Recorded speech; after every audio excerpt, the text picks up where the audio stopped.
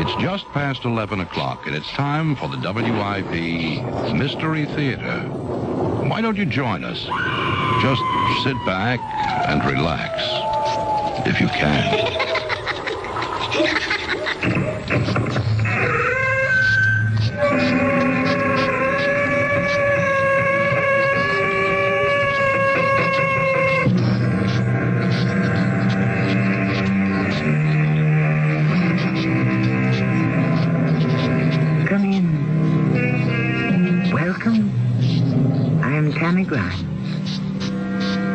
Justice has been defined in many ways by philosophers, scholars, and lawyers. Caesar put it one way, Seneca another, Sophocles had his words, Mark Twain and Tom Jefferson had theirs. And Shakespeare's Portia, to whom I admit a keen kinship, asked that justice be always tempered with mercy. Such was not always the case concerning those Anton Chekhov described in his stories, particularly in the Mystery Theater's tale of today. It is wrong for me to love you, Natasha. You are married, I am not. I should not have allowed our friendship to go this far. And if I were not married? But you are. And your husband is in exile here in Siberia. Could you love me if I had no husband? If I were a widow? How could that be? Unless he were to die. Perhaps that could be arranged.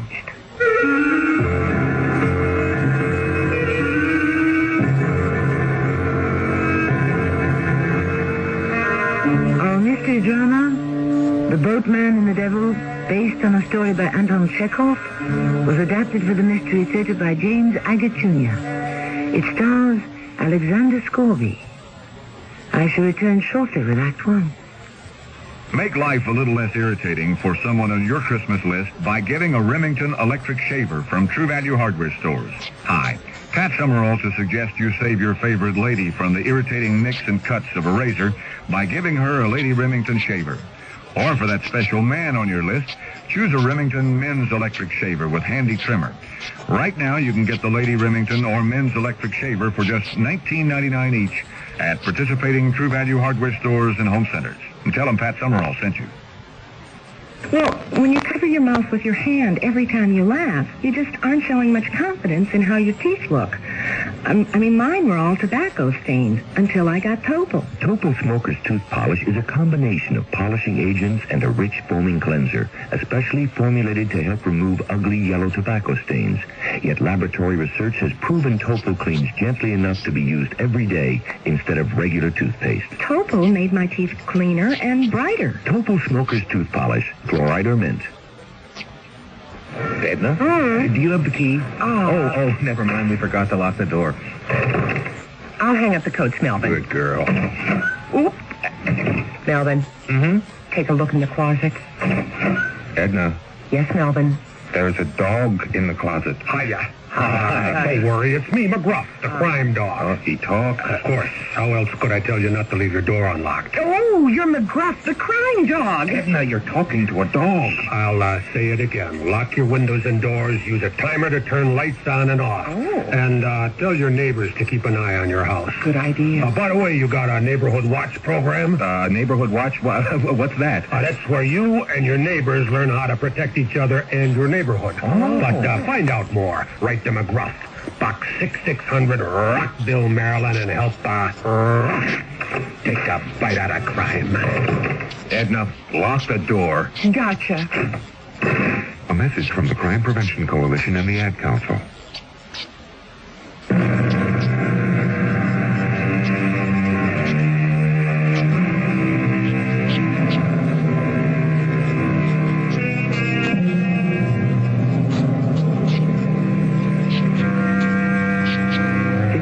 We shall examine exile.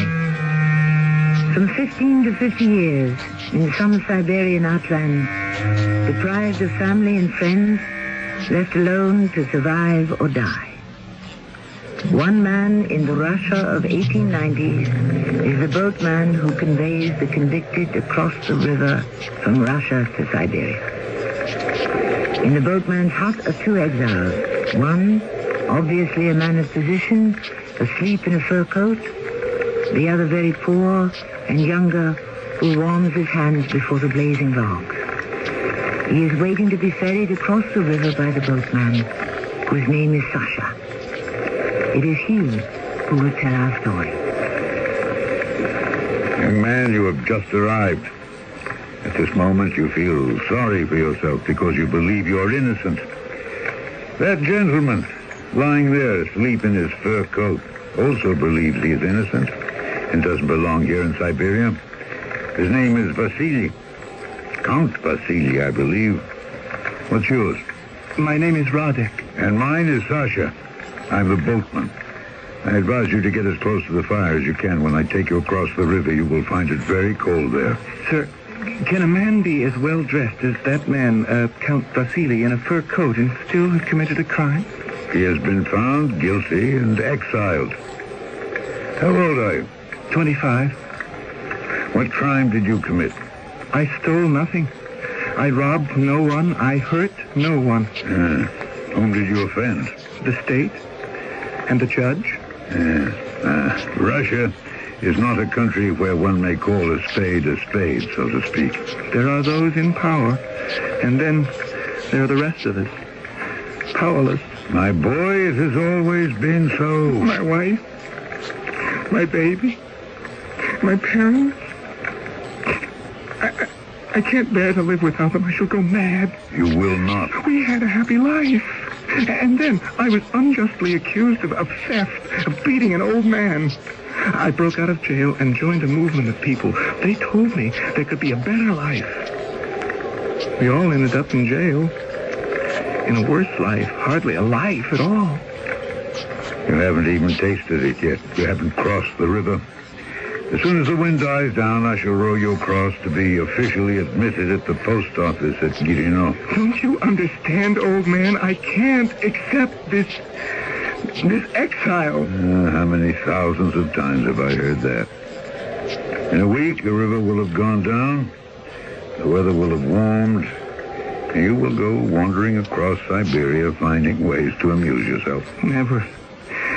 Never. I shall die first. Oh, one doesn't die of loneliness. You will find a new life here. But I shall always be at this same place, living in this same hut, rowing back and forth across the river, as I have done for 20 years, day and night. White salmon and pike under the same water I float on. Sasha, why don't we go now? The wind seems less. Are you waiting until he wakes up, our sleeping friend in his fur coat? No, not at all. Let him sleep the whole night and day, so far as I'm concerned.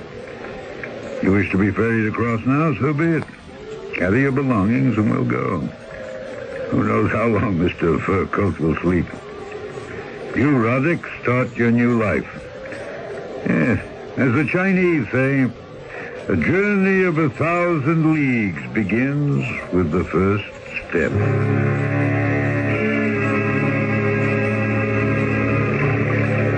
How can you see in the dark? Experience. That enables everyone to see in the dark. Sir, is it true that once I've made a life for myself here and found work and some way to live, I'll be permitted to have my family? My father is very ill now. My mother and wife promised if he should die, they'll come here if it's permitted. What's the use of having a mother and wife here? It's all foolishness, brother. The devil is tormenting you. The devil? Row harder. There's a treacherous undertow. Yes, I mean it. The devil. Don't listen to him. Don't surrender to him. He whispers in your ear about women. Say to him, I don't want them. There's no life here in Siberia for a woman. The accursed devil talks about freedom. Say to him straight off, I don't want it. I don't understand you. Not want freedom. I'm a young man. And a foolish one. I'm telling you the only way to exist as an outcast in Siberia is to want nothing. To torment yourself over nothing. Not father, no mother, no sweetheart, no wife, no children, house or home. I speak that loudly to the devil every day. I don't want anything. Curse your soul.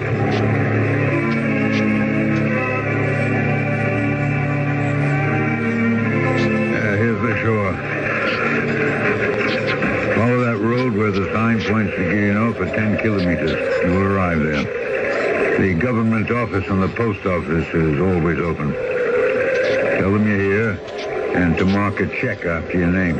Is that all I do? You are like a man who has come to the moon. Everything is strange. It is uninhabitable. You must learn from those who live there how one exists, find shelter, gains employment. Now, think of yourself as a lone pioneer. Here. And keep this bottle with me. Take a swig. Oh, thank you. Oh, what a fine taste.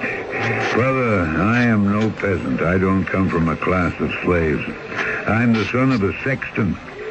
Years ago, when I was a free man in Kursk, I wore a frock coat.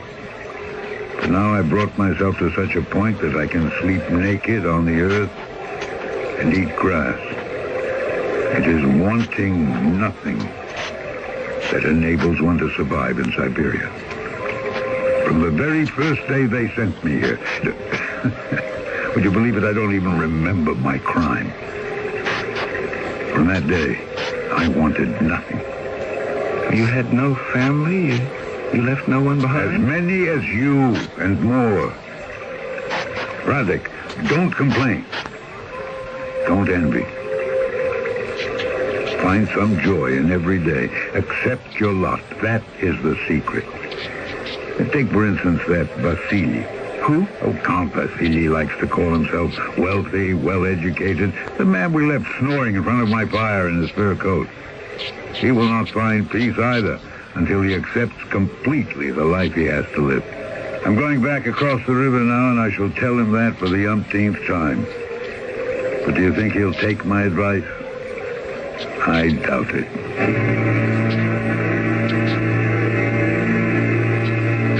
Vasily, see, you're awake now. Yes, I'm surprised you're back so soon, Sasha. Tell me, you spending this entire night here in my hut, or do you expect me to ferry you back tonight?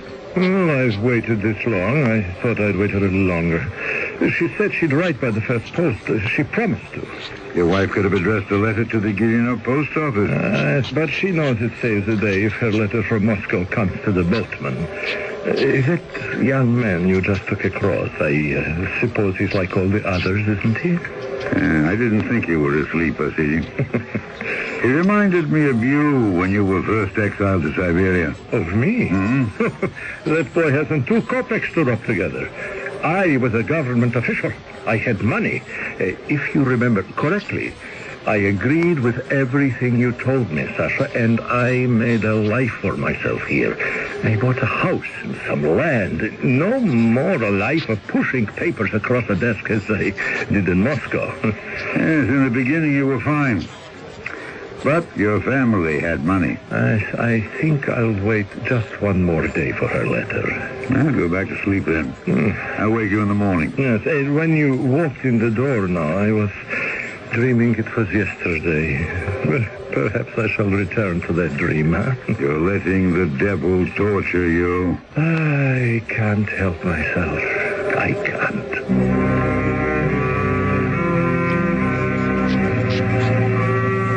Dreams of the past.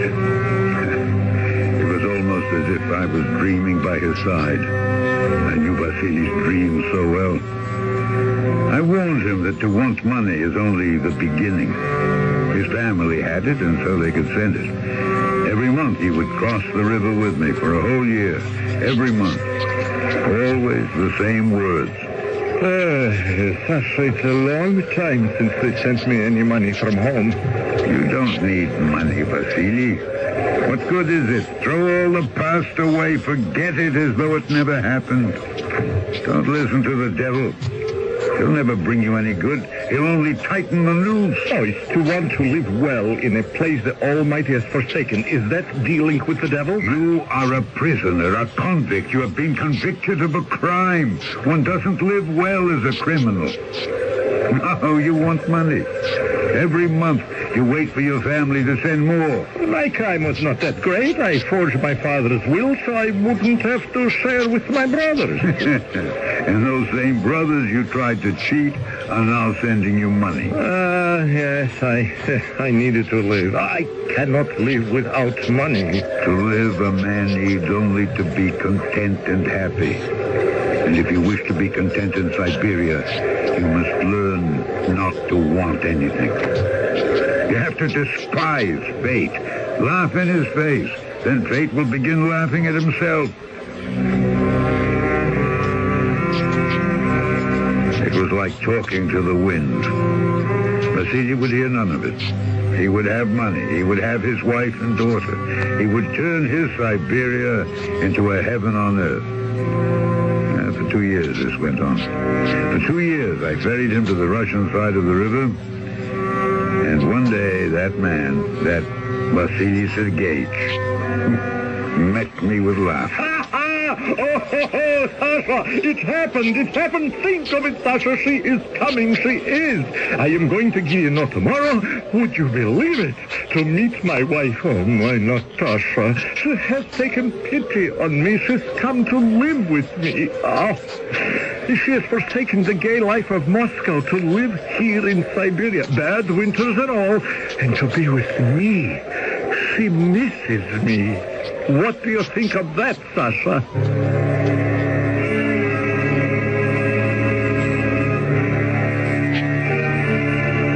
You have a devoted wife, is what I said to him. But in my heart, I knew. Wives and prisoners of the state. I knew it could not last.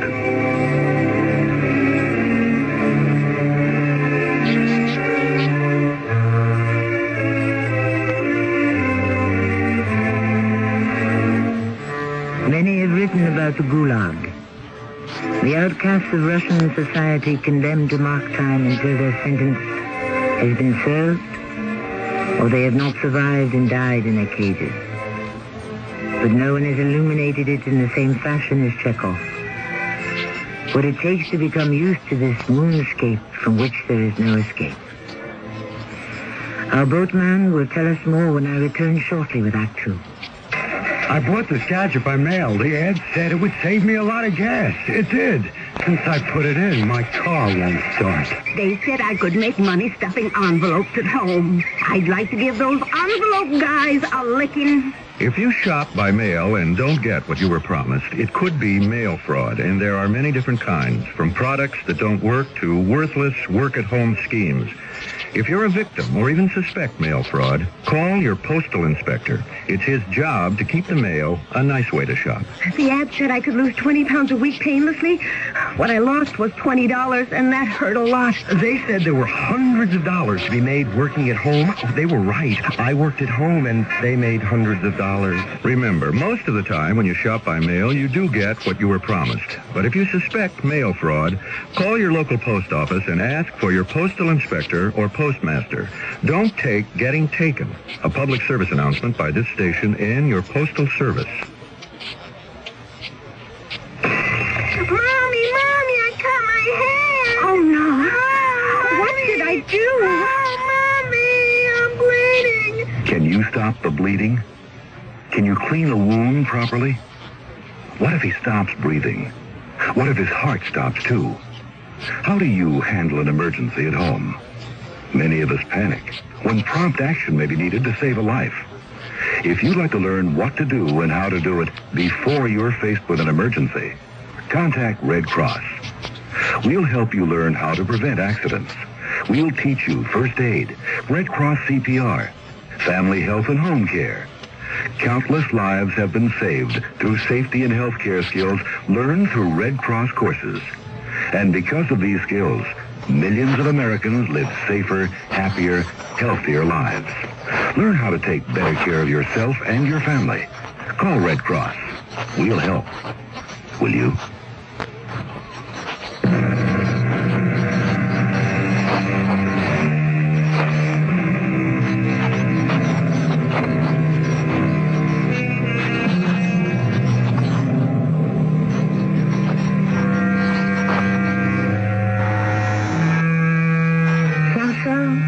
businessman who ferries prisoners from Russia to Siberia, tried to soften the blows of this strange new existence to those who were about to enter this barren land.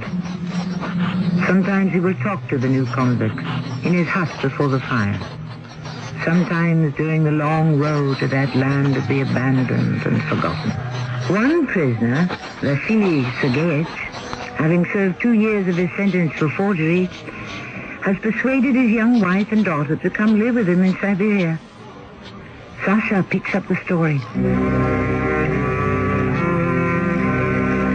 The next day, Vasily arrived with his wife, a pretty young lady with a little girl in her arms, and lots of luggage, hat boxes and boxes of shoes. Vasily Sergeyevich was spinning about her like a top. Natasha, this is my old friend, Sasha. She has made life bearable for me here. Sasha is the boatman, our only link with civilization. Sasha, this is my wife. This delightful, beautiful creature. Now, how often have I spoken of her, huh? Yes, madam, he has often and glowingly. And deservedly, too, eh? What? Imagine leaving the comforts of home and friends to spend goodness knows how much time in Siberia with her loving husband. But I shall make a home for her, the likes of which even Moscow cannot begin to equal. Eh, Sasha, huh? Certainly, if anyone can transform this wilderness, it will be your husband, madam. Oh, and my little one, whom I haven't seen since she was a babe in arms. Now, how are we going to transport all this luggage aboard that little skiff of yours, huh? I shall make as many trips across the river as necessary. You see? Problems, solutions. Didn't I write to you, Natasha? Nothing but the best people here. People with heart, with love. Oh, you will enjoy yourself, I promise. Now, come. Let us all get aboard Sasha's ferry and make the first trip. He was breathless with joy. I thought, all right, be happy today, Vasily. You won't always be showing such a happy face to the world. From that time on, he went every week to the post office to find out where the money was being sent from Russia. That wife of his, Natasha, needed a lot of money. Vasily, will you please stop walking up and down the room? Well, I'm only thinking, Natasha. Is there a special post on Saturdays, or do I have to wait until Monday? I You are making me very nervous, pacing up and down like that. I can barely make up my face. Oh, I hope this party you're giving, I don't know if... Oh, I hope that it's more amusing than the last two. The people here are so boring. Oh, no, all new people. No, I promise you, they're all in government. Well, I prefer artists.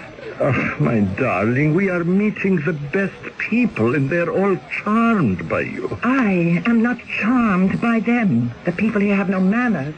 Haven't you noticed? And you, too. You have become somewhat crude and boring like the rest of them.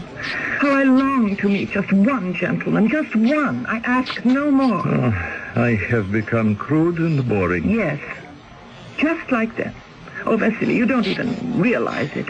But Siberia... I know. For others, it is a prison.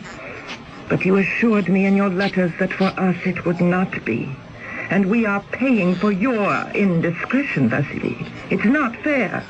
Every day to be surrounded by riffraff and barbarians. No, that is not entirely so, Natasha. There are gentlemen here, and some of them have even invited you to go hunting. But I am not interested in hunting.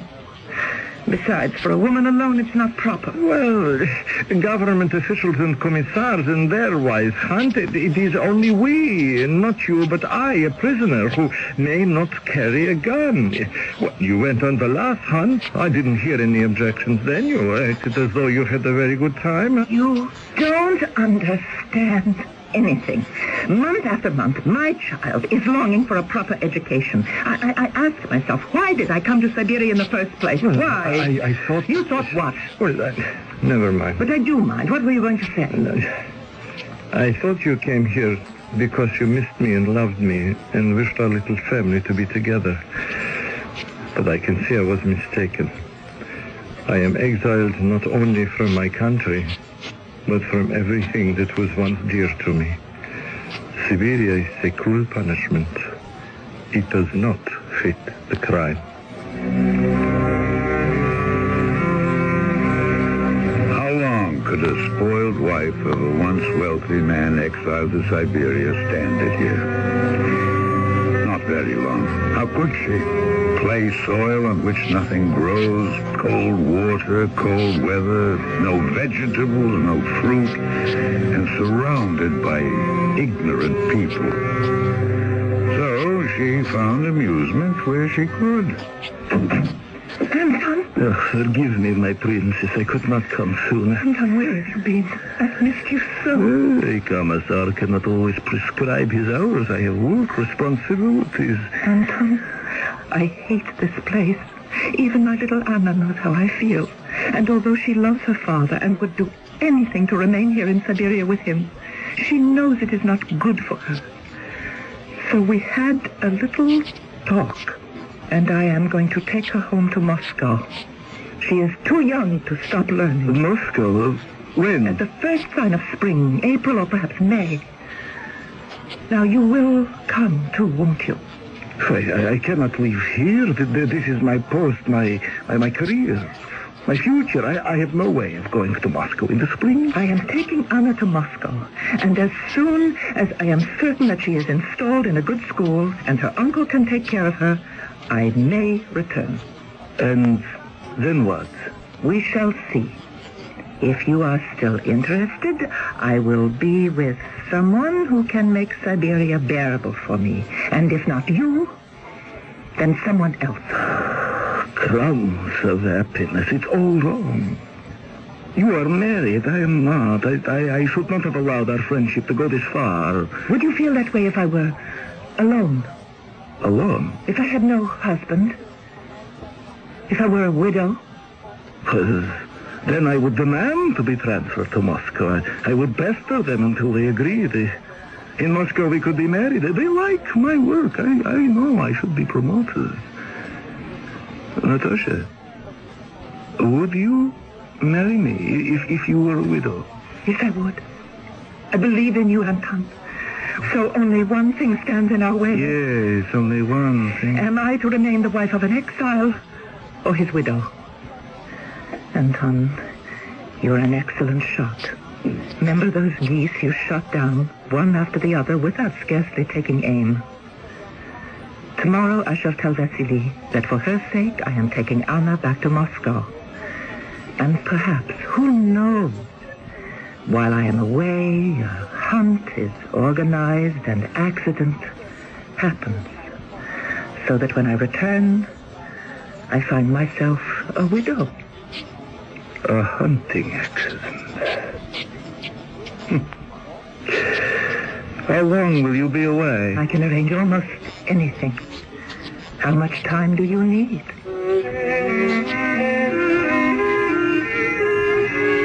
And did it happen exactly as it was planned? No, not exactly. Do you remember the young Radek I took across the river some years ago? Well, he had become quite desperate. He saw no way of living out his sentence and never seeing his wife again. He came to me and told me of his plan. To run away. As simple as that. And you think they won't find you? Well, I shall run quickly. You have clothes enough? Only what is on my back. Food enough? At night, if I'm near a farmhouse, I can steal food. How did this change of mind come about? Sasha, I can make no money. I can get no money. I have no place to which to bring my wife. Not many have. Vasily Sergeyevich has. Well, He could bring his wife and daughter to this frozen hell. For 3 years, they've been here with him. 3 whole years. I would give anything for my wife to visit me for just 1 day. 1 day only.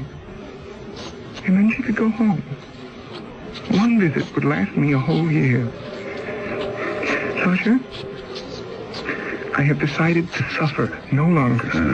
What if they catch you? And they will catch you. Your clothes are ragged. You have no papers. Every citizen has papers. How many years was your sentence? 10. I cannot live for another 7. A young, strong man like you? Long ago, I stopped counting the days. I've begun to think of death. You are 25. I'm 28 now. I was 25 when I first came here. I'm still twice your age. It is not Siberia that is making you ill. It is the devil. Sasha, you have said all this to me before. I can find no work here. No place to live. I was born a peasant, but I educated myself. I learned to read books. Then death is not for you. I tell you, Radek, you can make a life for yourself here. Forget yesterdays. Live only for today. I cannot. Here. Take a mouthful from my bottle. It'll cheer you. She was only 17. My Olga. When we married, I must see her once before I die. You won't die. Dogs, why tomorrow, huh? What's it? There's a hunt tomorrow. Ducks, geese, pheasants. I heard them talking about it. Vasily Sergeyevich was boasting he was going to be allowed to accompany the hunters. You see, he said to me what it means to have connections. I said to him, I was incredulous. They are giving you, a convict, a gun to shoot with? No, but they are trusting me to carry the gun. Radek, they will find you with their dogs. Sasha, that's the beautiful part. The dogs will be hunting, too. I shall hide in the trees, and when they're all occupied with shooting birds, I shall run as fast as I can. The Lord be with you. I hope you will arrive at the place you wish to.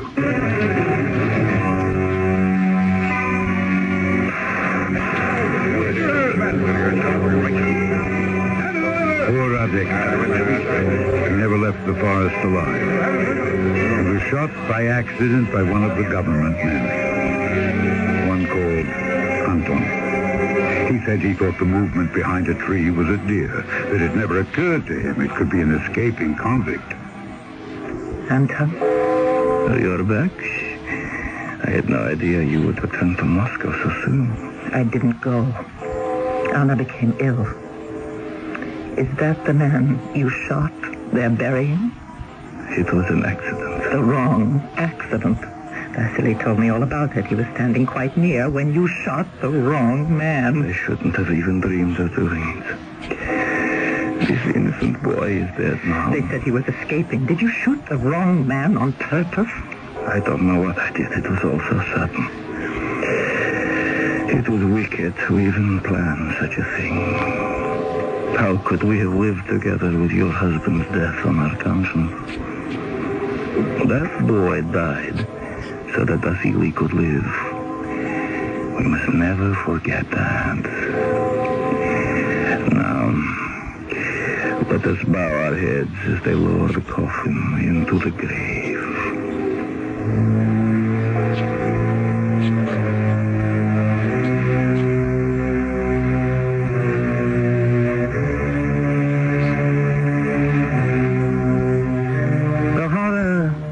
Dead souls. One cannot help wondering, is this happening today? Stories of injustice finally filter through the darkness and we hear of them. Sane men who are placed in institutions for the mad. Those who disappear and are never heard from again. And our story is based on an account published 120 years ago. History repeats itself again and again. I shall return shortly with Act 3. Serial introduces Mr. Buster Crabbe, film actor and author of Buster Crabbe's arthritis exercise book. I wrote a book on relieving arthritis pain, and I recommend Icy Hot Cream in the tube. Rub it on. Icy Hot's penetrating warmth reaches way down inside to help relieve minor pain, while a feeling of coolness soothes your skin. I'm convinced that greaseless Icy Hot Cream will give you fast, effective relief that lasts for hours. Use only as directed. This is Gene King for your Better Business Bureau. If you receive merchandise in the mail that you didn't order, then you can keep it and consider it as a free gift. Under the law, you don't have to pay for it, and it's illegal for the company to bid you. Only clearly marked free samples and merchandise mailed by charitable groups asking for a contribution can be mailed to you in the first place without your prior consent. And even in these cases, you can consider the merchandise as a gift. A tip from your Better Business Bureau. The following is presented by the National Urban League. You know, Alan, when you walked in here and said, I want to be a salesman, I wouldn't have bet a plug nickel you could make it. Sales takes hard work and tenacity and guts. Well, I just didn't think a black man could measure up. Too often in today's society, people are judged solely by the color of their skin rather than by what they can do. But when people are given a chance to make something of themselves, there's no limit to what they can do. And now here you are, our newest district manager. What do you say to that? All I ever needed was a chance. Everybody deserves a chance to make it on their own, regardless of race, creed, color, or sex. The Urban League is dedicated to achieving that, and you can help by opening your heart and your mind and giving someone that chance. To find out exactly what you can do, write National Urban League, 500 East 62nd Street, New York, New York, 10021. A public service message of this station, the Urban League, and the Advertising Council.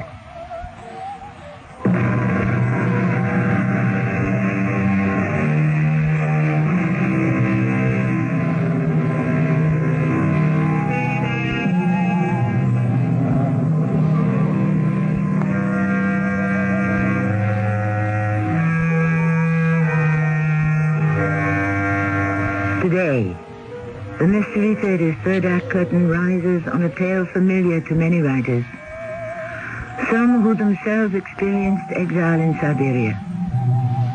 We have used Chekhov's account written in 1892 because we hope by 1992 that such bestiality towards man will be forgotten history. Our spokesman is Sasha, the boatman, the link between freedom and living death. He himself is in exile. 50? 60? No one quite knows. And strangely enough, he has forgotten whether he has served out his sentence. For he has remade his life here in Siberia. I stand in a corner of the yard where the dead are placed. It is so cold they cannot dig very deep. Anton, the man in love with a prisoner's wife, has shot and killed the young man who lies in that coffin. From the distance, the bell of death. Coward! You stupid coward! I should have known. Natasha, I ask you to observe the ceremony and contain yourself. Coward! You shot the other man on purpose. You couldn't bring yourself to do away with Vasily. Your own words. I've wasted my love on you. Natasha, for the Lord's sake, stop whispering to me. There's a burial going on. Someone will see you. They will suspect something. You're not only a coward, but a fool. Vasily still lives. My daughter Anna refuses to go to school in Moscow and leave her father. My life is all upside down. Yours goes on as if nothing has happened and nothing has touched you. I was a fool to think that you could free me. Please let me explain all this to you later. There's nothing to explain, coward. I never want to see you again. I thought of Radek, the poor boy, who meant no harm to anyone, who was caught in a chain of circumstances and now would never see his Olga, his mother, or his cherished province of Sibirsk. 6 months later, a troika drove up outside my hut, and the driver just sat there. I spoke to him, but he said nothing. Someone had hired him, and he was waiting. And then there was some shouting from the other bank. You! Himan! Boatman! We wish to get across! Well, I brought them across. It was Anton. Even though it was dark, I recognized him with his tortoise-shell glasses. There was a lady with him all bundled up, but I recognized her, too. They had some luggage, not much. They got into the troika, and that was the last I ever saw of them.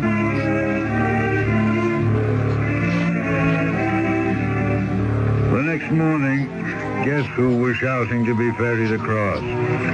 Vasily Sergeyevich on his best horse. Is this as fast as you can move this old tub across? Vasily, you have a horse. It's quite a weight as well. You helped him get across, didn't you? They could have only come this way. Who? My wife. And the young gentleman with the spectacles. Yes, I brought them across last night. And the boxes and cases? They had some luggage, yes. No, you should have told me. It would have been nothing for you to row across and find me and tell me my wife had run away. Oh, Vasily, be sensible. How would I know such a thing? I had no idea she was running away. You sure? Yes, I am sure. Oh, what of your daughter, Anna? Anna is still with me, thank the Lord. What happened when they got to the other side, huh? Oh, they were whisked off in a troika. Well, I shall find them. I have a fast horse. I shall bring her back with me.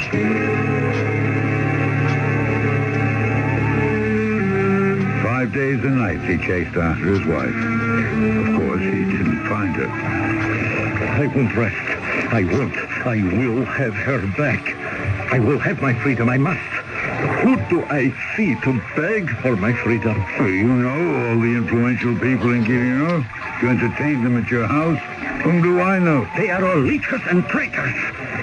Is there an honest official among them? Go speak to Pyotr Vishnevsky. Tell him you're an old friend of Sasha's. He may help.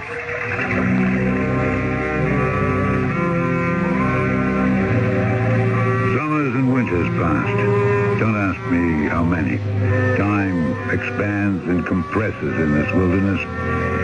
But I remember standing in the post office one day. The door was open. I walked into an office, and there was Pyotr Vishnevsky. Sasha, your beard has grown quite white. You're bald as a hen's egg. Good to see you after all this time. You're still in the customs office, huh? Oh, they have made me the chief. Congratulations. Sasha, surely you must have served your sentence by this time. Yes, I probably have, but where would I go? Most of my life has been lived here. What would I go back to? I can hardly remember what I did before I became the boatman. You know that man you sent me 8 years ago, that's Vasily Sergeyevich? Oh, Vasily, yes. I haven't seen him in I don't know how long. He never comes across the river. He has sold his land, mortgaged his house. Today, if you saw him, Sasha, you would not recognize the man. Yeah. He wouldn't listen to me. He let the devil get the best of him. If it were not for his daughter, he would have died already of heartbreak. I'm sure of this. I should go see him. Where does he live? The last address I had for him was over at public stables where the authorities keep their horses. I had pity on him and his daughter and made an apartment up there for him. Go see him. His daughter Anna has grown to be quite a beautiful girl. You see them everywhere together. Well, perhaps on Sunday when I have half a day off.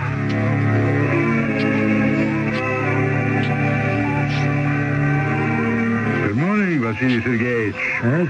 Who is it? I can't see very well. Anna, do you see the gentleman? It is a gentleman with a white beard. I think I know him. Yes, I do. You are Anna. Yes, and you are Sasha. Yes, you used to ferry the boat across the river into Siberia. Oh, I still do. Sasha. Did you say Sasha? Oh, my goodness. How long has it been? Of course, I never cross the river anymore. We live very simply, Anna and I. You know my daughter, Anna?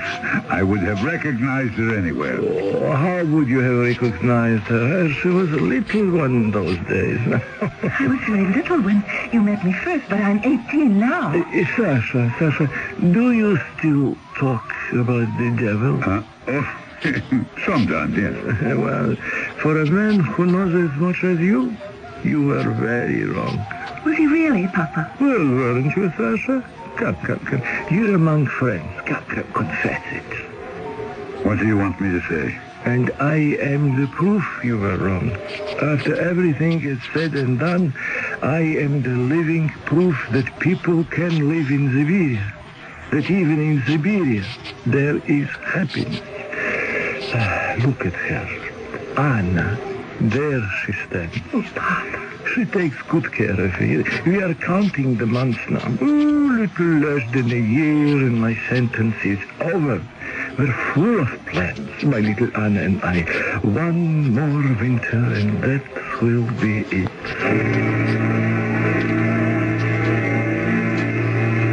Piotr, I saw him. I saw them both. Vasily and Anna? Yes, he speaks of life after Siberia. He's older than I, and she's 18. What happiness can she have with her father now? He loves her and finds consolation with her. Well, like any father who regains his lost youth through his daughter. What she wants is caresses and laughter and perfumes. Isn't that so, Piotr? A normal girl. It won't last. It cannot last. It won't even begin. I didn't realize how prophetic my words could be. I didn't see them then for months at a time. The frost was beginning, the signal of a very hard winter. The ice forming on the river. What happened, Vasily? What do you mean? Oh, here it is, winter already. It was last spring, remember? Saw you and Anna outside the church. She was so happy and dancing about. Reminded me so of her mother. Well, the whole summer has passed. You said you'd pay me a visit. Things have not gone as well as I'd hoped. I have been troubled. We have both been troubled. Yeah, I could have told you. You know nothing. No, let us not quarrel. I've heard of your sorrow. I don't wish to add to it. You said you could have told me. What did you mean? I could not have foreseen everything, but some things, yes. Sasha, are you saying to me what happened was because of the life here in Siberia? Did you know I came to your door often and knocked, and no one would open the door? I ran everywhere to find doctors. I could have been out when you knocked. Yeah, well, my friend Piotr told me. He said Anna withered and wasted away until she was too weak to stand on her feet. It happened almost overnight. I spent a fortune on doctors. They all shook their heads. They could do nothing. Yeah, consumption, I know. That's your Siberian happiness for you. No fruits, no vegetables, no sunshine, no life. You kept her in prison with you as you tried to keep her mother. That must be it, the load I'm supposed to row back to the other side. Four men carrying it. Yes, Anna's coffin. Oh.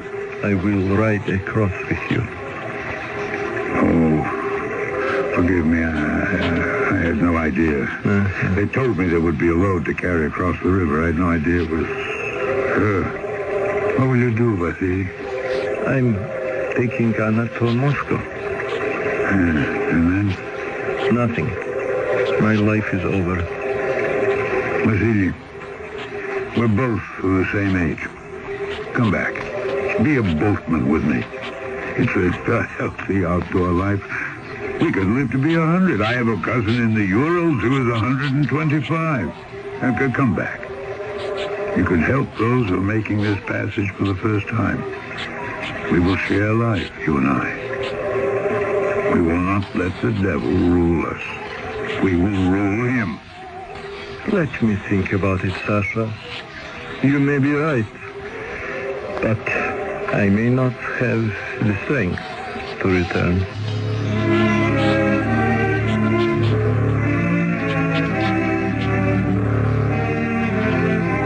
I never saw Vasily Sergeyevich again. Did he do away with himself from grief? Did he run away? Why did he not return here? Some men are difficult to understand.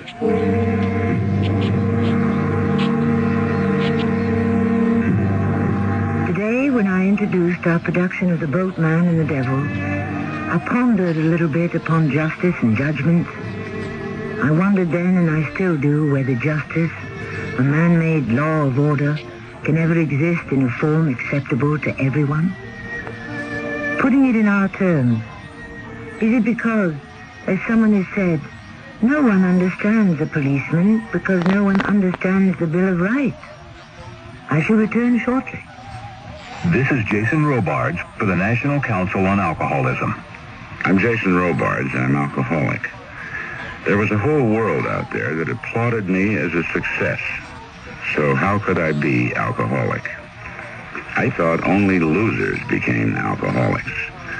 Then I found out alcoholism is a disease. And my wife convinced me that drinking for me was like committing suicide. I got the facts and got into a program to stop drinking, and I don't drink anymore. Now, I really know what success is all about. Not just with my career, but with my wife, my children, and my life. Get help like Jason Robards got. If you or someone you love has a drinking problem, call the National Council on Alcoholism in your area. I'm living proof you don't have to die for a drink. A public service message in cooperation with the Advertising Council.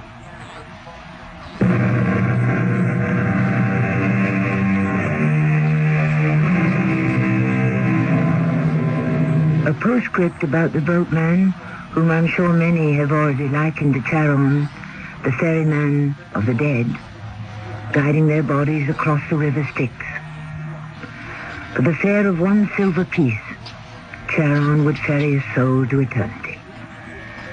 Surely, man could do better than bring others to eternal death, the death of places like Siberia. Were my opinion to be asked, I would banish forever exile. Our cast included Alexander Scorby, Marion Seldes, Russell Horton, and Earl Hammond. The entire production was under the direction of Himan Brown. And now a preview of our next tale. Thank you for the coffee. Well, you're very welcome. Come back sometime. Thank you. Thank you very much. Why did you ask him to come back? I don't know. He looks so unhappy, so haunted. So screwy is more like him. Look, he's coming back. He's turned around and he's coming back. Good Lord. Don't be mean to him, Charles. Please don't be mean to him. I won't. Forget something? Please, don't make me leave. Don't make me go away. I have to stay here. It's important. Believe me, it's very, very important that I should stay here. This is Tammy Grimes, inviting you to return to our Mystery Theater for another adventure in the macabre. Until next time, pleasant dreams.